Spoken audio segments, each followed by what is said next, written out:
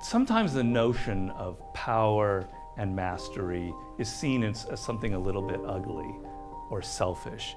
It's as if being ambitious and taking this path, you're only thinking about yourself. It's like it's egocentric. And in fact, I think it's the opposite. In nature, we have made a recent discovery, which is biodiversity. And what that means is an ecosystem that is diverse, that have as many different species as possible, is a much more resilient ecosystem.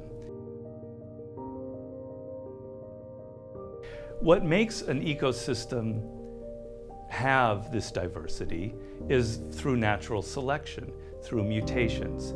In an animal's genetic code, there suddenly appears a mutation that in some way enhances its ability to survive.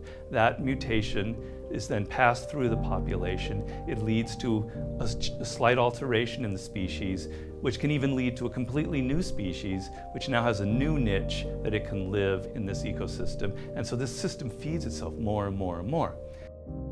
We humans are biological, but we also are cultural.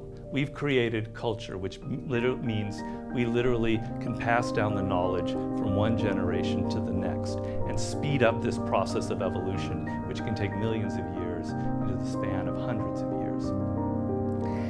And in culture, the equivalent of a mutation is your uniqueness. That is what drives the diversity of a culture that is diverse, that has thousands, millions of voices of people, men, women, every different ethnicity, feeding the system with their own unique contributions, is an ecosystem that is much more resilient. That is why we celebrate a period like the Renaissance, because it was so diverse, because there were so many different kinds of Leonardo da Vinci's.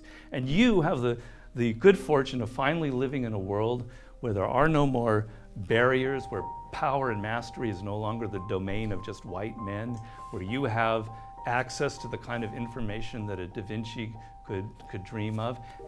And you live in a world with incredible problems that we are facing. And so it's almost your responsibility to become a master and to bring out that uniqueness and contribute. The most selfish people in the world are those who merely consume what other people have created in the past and don't contribute anything.